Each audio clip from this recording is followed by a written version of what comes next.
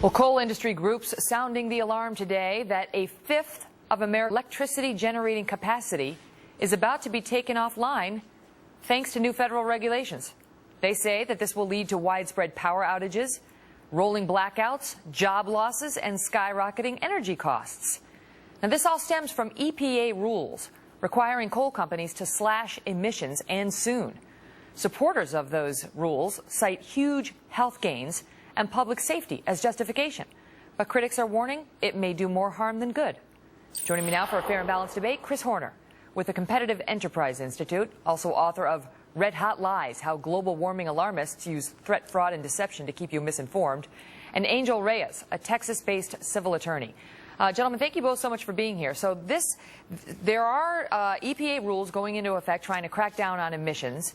And, Chris, there are terribly dire warnings coming out now from the regulated industry saying basically the sky's going to fall if these go into effect. True? Well, yes. 2 years ago, the industry group, Edison Electric, said that they would have to bring 77 gigawatts. This is just put it in perspective, 77 gigawatts offline thanks to this rule. The chairman of the Federal Energy Regulatory Commission recently sent a letter saying actually it's 81 gigawatts, so it's not just industry. And the complaint is, by the way, reliability.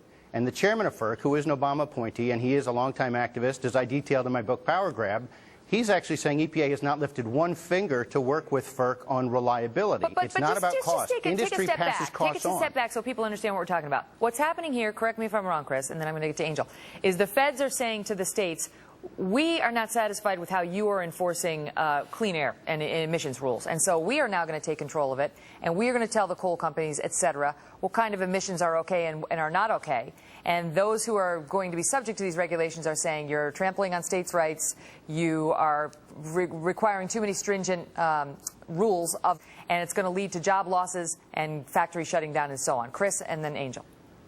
There's a lot involved here. There's a suite of regulations called the train wreck. One of them is EPA seizing control from some states, and another is the one at issue here that's going to bring all these plants offline, and that's the reliability issue. That's what's called a MACT rule. Now, that's going to cost about $20 billion, it seems, but EPA in its own rulemaking said there are no hazardous air pollutant benefits that they could quantify, identify from this rule. So it's all pain, no gain. It's in furtherance of the war on coal that the president announced in January 2008 when he said, if you want to build coal, I'll bankrupt you. And then his allies with Sierra Club said, by the way, you need to close existing coal too. That's what this is about. It's a reliability question, not cost. Industry gets to pass all its costs on to the economy, to the ratepayer. They're only concerned about their obligation to provide reliable electricity, and this rule says we're going to have blackouts. Let me get Angel's defense of the industry on this.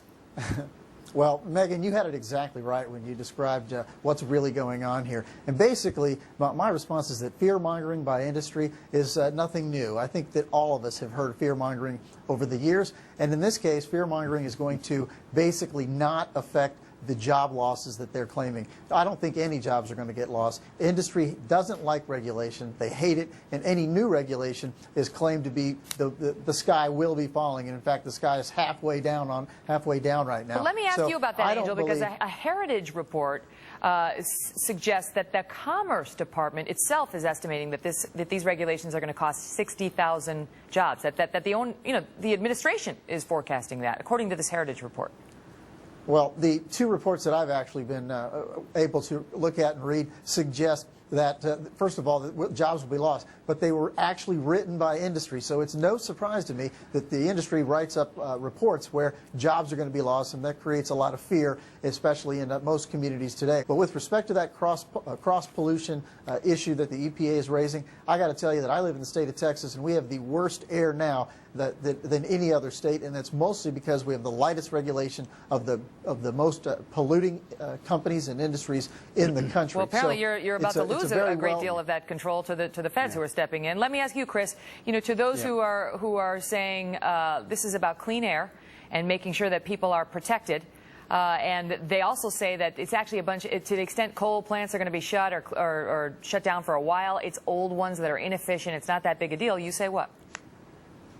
Well, first of all, the administration provided a higher figure of plants that are going to have to be taken offline here than even industry said. So when you hand wave and yell industry, you're just changing the subject from the numbers. The numbers are the Obama administration FERC has said it will be even more plants taken offline. And there's been some confusion. I'm shocked there's been some misleading going on in the last 24 hours over this issue. Here's what it is. A lot of these plants were going to be ultimately put on as peak, but when it gets really hot, when there's severe weather, if there's a cyber attack, they're reserve plants. Under this rule, they have to mothball them. So claiming I'm going to move these into reserve for hot weather or severe weather or cyber attack is not the same as saying I have to shut them down. They did not say largely that's the case. You're talking about, according to the Obama administration, taking 81 gigawatts offline. You don't replace that with windmills and solar panels. They work about a fifth of the time. Coal works all the time. When you take it offline, you've got a real problem. You've got blackouts, and the administration, not industry, acknowledges this. What of that, Angel? Because if Chris is right, we're going to see it, right? It's not like something we'll just have to wonder whether he was right about. We're going to see rolling blackouts. We're going to see brownouts if he's right. We'll see the loss of a fifth of the nation's electricity generating capacity. Do you reject that that's going to happen? I don't think that's going to happen at all, because what's really happening is industry has almost 10 years, over that course of the 10 years, to close those dirty coal plants. And each of those plants really is so old, they're all over 40 years old, they all have absolutely no updating at all, and they're the biggest polluters in the country. So it'll be Replace them basically with what? a huge... Well, first of all, you can replace them with natural gas. It's under our feet, it's clean, it's cheap, it's abundant, and it's right here in the United States. So that's the turn that this industry needs to go to. All right, guys, got to leave it at that. But thank you for teeing up the issue. We appreciate it. More on that in the days to come, I'm sure. All the best. Well, today we are learning about a group of psychiatrists